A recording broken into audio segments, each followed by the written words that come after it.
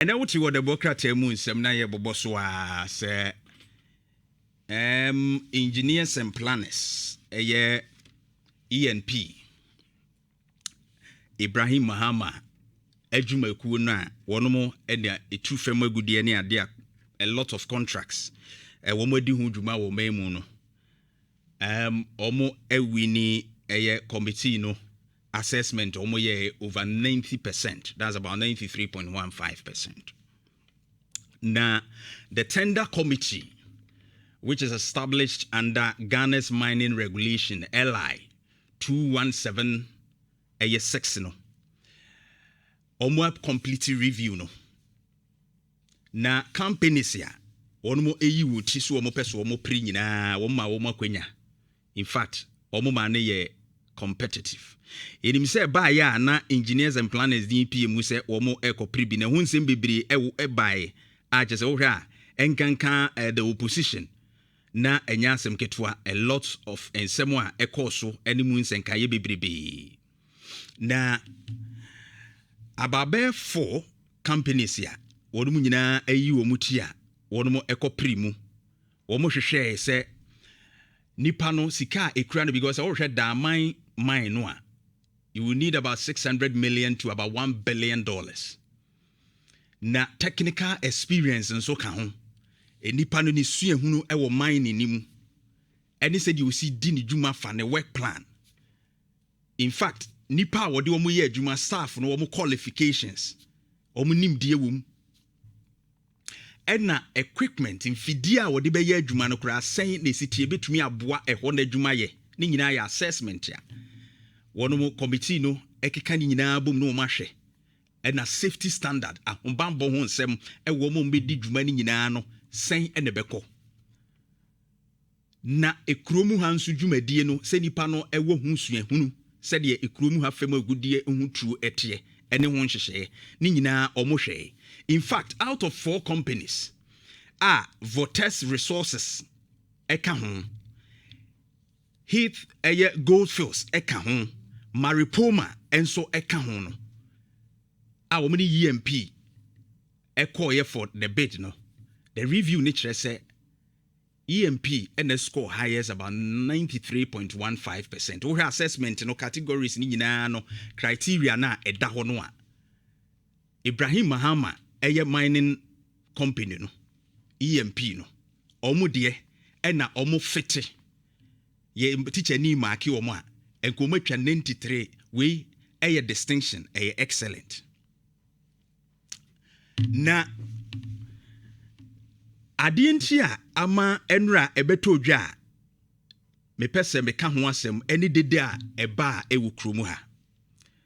But let's go back kakra. From 2002 papa ye odaso ye Ibrahim Mahama was started operating mining ewo memu a. In fact why subcontractor for a lot of foreign companies here omo ba habitu fam agudie for several decades. O my we abrofo companies abetna yeso to fam agudie saa wo kromu ha. Ye wo Newmont Ghana Gold Limited womu ti kromu ha edidi enye Ghana ni adwuma no no. Goldfields ya enei womu nana Damang ye yoma ya ene ho nsem eba ye ya still na amanyofo ni bi se an yema Goldfields fo na anya omadwuma yema Goldfields fo na ntu no. Sa Goldfields fo yi womu nye Ghana company wo enye Ghana ni India e free South Africa. In fact Newmont ameka ho asem US ni free. Anglo Gold Ashanti Limited yebo Anglo Gold na ayi wadwen say Ghana South Africa. Yawo Perseus Mining Limited womu nso Australia. Ena yawo Ashanti Gold Corporation Canada for womu adwuma eku. Yawo bebre including the free China Chenfen Geelong Gold Mining. Womu nyina hyehyem bi. Companies ya. Womu free aman hodo so. Adamu sunumu nyina wo Resources Limited free Australia. And a part of Africa in Ghana hadie. Omu nyina tu fam agudie. Ye nya ho asem nka e wo kromu ha. Ye nya ho dede wo kromu na de enwanwan ne se omo beba kromu ase o betu fam agudie ni nyina no company a wo mota use ni kese in fact Goldfields ya wo mo we kire say ai mo ma Goldfields fo na anya o made eye company ye free South Africa yi ye mo anya o made ye nye sei amanyofo ni bi ka enkanka MPP fo ni bi agya tum agya sina mu say akoye Mahama nia Ibrahim Mahama nti mo mfa ma no saa Goldfields ya ye ka wo mo ho asemu yi ene yi company no nye Ghana de ege Ghana de but omunya adwuma na obeya Ibrahim Mahama na omo ne pa ese wo nimdie wom wo na wo suahunu wo fam agudie mu 20 wo abra fa wo mfidie fa wo nwumaefo ebeboa na mommoa ye ne ntu fam agudie no omo de omo abegi lease no company ne ba na abegi tumi krata so tumi tu but adwuma na nkasa de omo ye adwuma na nkasa ye engineers and planners ye Ibrahim Mahama adwuma ku no and since 2001 Omaye from sub-construction to main contractor operating in mines for foreign companies. Na 2023, Goldfields for no more Damang manzi e show mun say o madwen say oh omu pese omu lease ne so a omu jamu emma eye aban na ye de ma different ownership anase obi foforo be so mu wotimi tu fam agudie no omu sase ye nkrata asem. Na from that time, krata wono mo sha ase se wo mo decision o mo take no wo betu anamo na wo mo agya mu no. Ehun senkaye koy mo bo Ibrahim Mahama company EMP amane se o mo pese o mo ejai lease ni mu na eso April 18th 2026 a o mo pese o betu aso biem. Ibrahim Mahama show interest se ene obepe. Enu nti ye wo process se so fa so nti enam so mo otro krata Ekoma, then Lands Minister through the Minerals Commission ni ade. Emma Lands Minister, Jeff Fatu Sumame. On 12th of March, not this one, we a recent one. The other one. On 12th of March, no, white one. Omo reply, Lands Minister, reply no, ene dasono. On the 12th of March 2024, Ministry of Lands and Natural Resources, Abreno. Na NPP and a wabaim.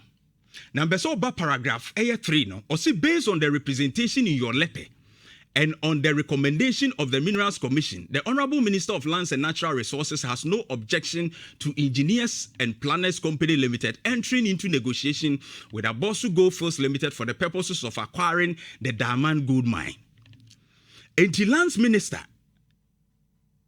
then under the MPP, Jenapo, I approve say ono de se Goldfields wo muntimi nto aso bi mu a omu anya enkrata free Minerals Commission a kire say Engineers and Planners Ibrahim Mahama adwumaku no eya ade e wo fam agudie mu to omu experience enti say wo Goldfields wo mo pese wo mo kɔ omu gye omu lease no omu free asase no so anase omu ntu bi mu a na Engineers and Planners Ibrahim Mahama so wo pa wo mo de omu ntimi nsi ne kwan bia Lands Ministry and the cancer asem no.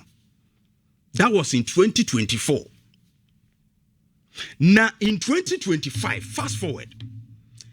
And now Goldfields for no omu a decision on making a some person omu a free Damang mines wono. Now omu free site wono. Omu chokrata at the coma Emmanuel Amakofibua, current minister, on November 2025. 11th November.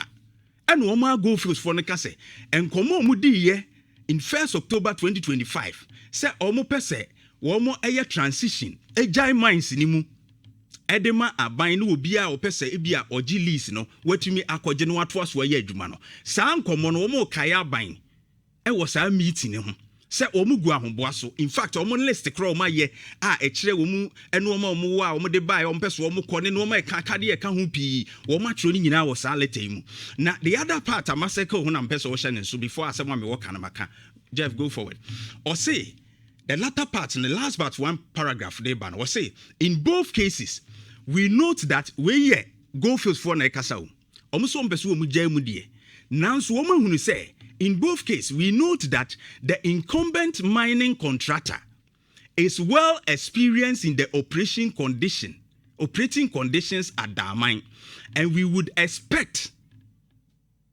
would be in a position to support continued operations once a decision is made on the ultimate ownership structure, we wish to reaffirm our commitment to work collaboratively with the ministry, MINCOM, and other relevant stakeholders to ensure a well-coordinated and successful transition process, and would welcome the opportunity to discuss this further with you at your earliest convenience. And we are Managing Director, Abosu Goldfields Limited, and Wasaye, or PCU Minerals Commission, and or PCU Goldfields. And when they come Lands Minister, Kofibu Ase, Ibrahim Mahama Jumekuna Sabre, one ya fan is a contractor, wo to fema goodie my wada my minds one. Or experience say ye ko namo de man wo betumi aye adwuma ni yenti ye de ye hwe ni mu se wono namo de be ma no. Sana lete yi eche. Entidi enti na ekoba se abeda ho. Na aban ye na adwene se no. Yemfama engineers and planners based on letter Goldfields natural command minister Emmanuel Kofibu Anwa ebeye dede wo kromu ha. That's what I didn't understand.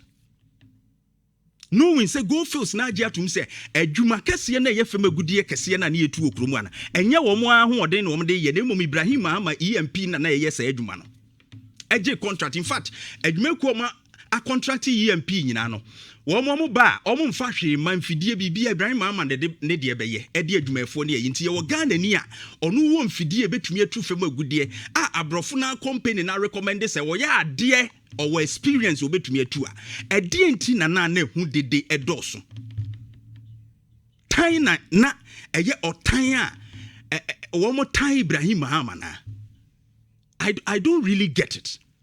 Ediema abrofo no company ni meje nkosa de bia na wo mabeje na wo mutu fam agudi at the end of the day Ghana company na Ibrahim Mahama de ni betu amomo na ketua bi yaba no ne contract fee na de aka ni nyina abrofo no company ni de ko saa ne yepe na wo man ye opeso otumpon no obeye saa enano a yese ye gold royalties ye chefa ye nya wo mu ye pese ye pejam kakra 5% ni so a enti ye be slide no.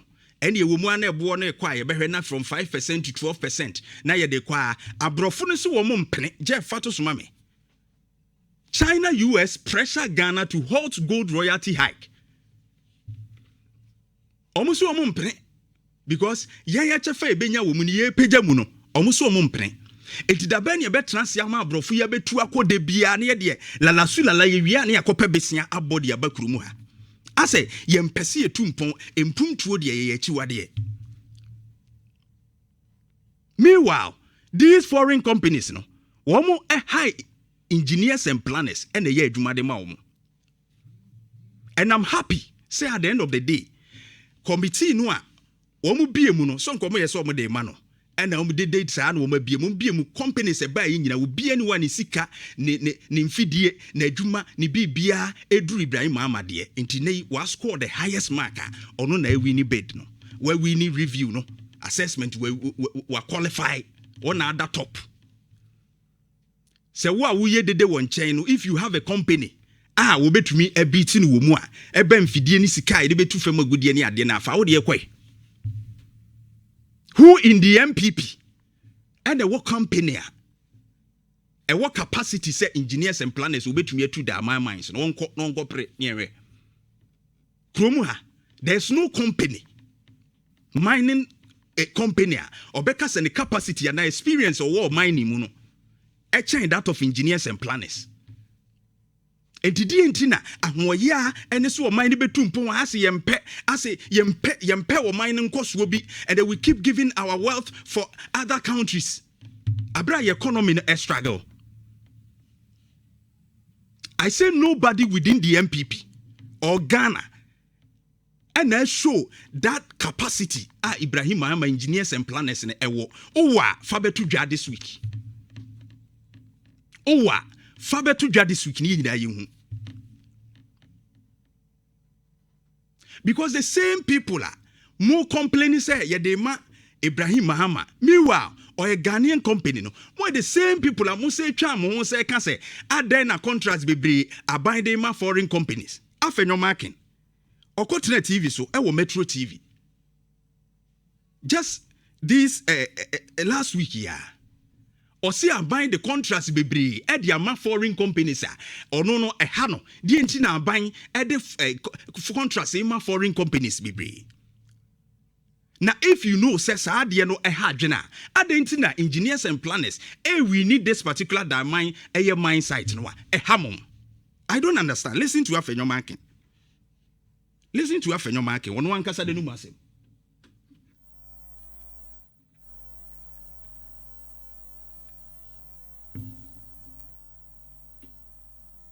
Contracts. I'm going to foreigners. I'm going to foreigners. Look at it. Look, when this government came into office, Nhyira FM. I won't list them, but go to Parliament. Look at the other paper. The juiciest contracts I'm going to foreigners. are going to foreigners. Look at it.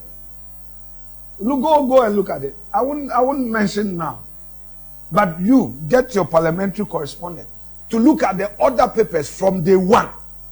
From day one. Obianka Hunjeyo.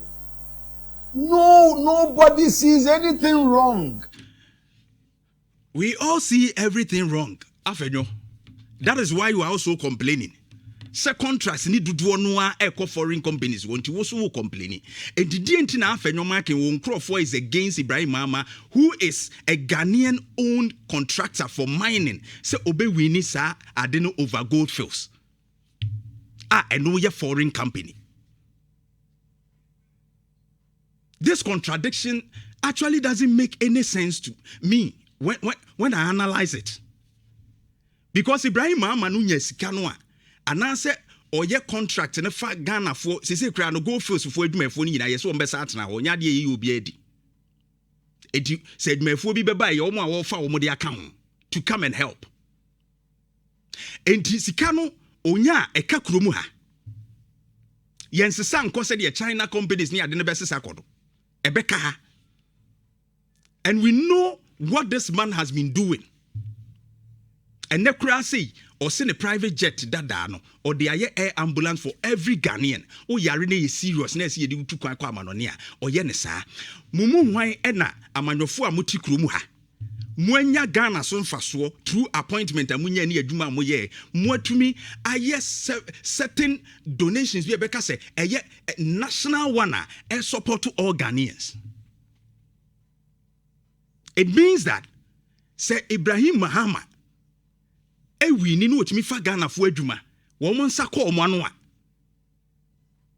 ebe bua masika atena kromu ha ebe bua me nya wono so mfaso bebre aka ho. So what is the problem here? What is the problem here? Ene omo ayewie committee na review. Mumma chire nkoda. Na Ibrahim Mahama experience no from Kofo's time 2002.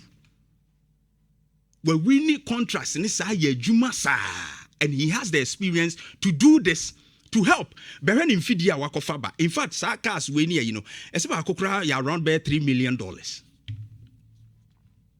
Me say wo capacity ebia wo MPP wo ye wo baby a wo fin say wo de wo ye Ghanaian owned company wo the capacity more than Ibrahim Mahama company and experience more than him. Fa wo de beto ho this week ni enhwe. Just envy and pure hatred. Or time hunu keke, pure hatred. And yem pese Ghana kwa dim yem pese Ghana be ye. Tibibi hanko. Afenyo you are complaining. Say foreign companies ne wini. Then go and educate your people. Kochreche wo nkrofo ne say. Munyai na company no a eye Ghana de no enye adwuma na me akora makotre TV so a complaining say ye the contracts ma enkrofo a efirama no ne na eba nko a ye mfa ma Ghana fo edi ene mi tumufu mi nuanom MPP fo ene mu amuye de defa eye Damang mines no ze munyai na Ghana ni ntu.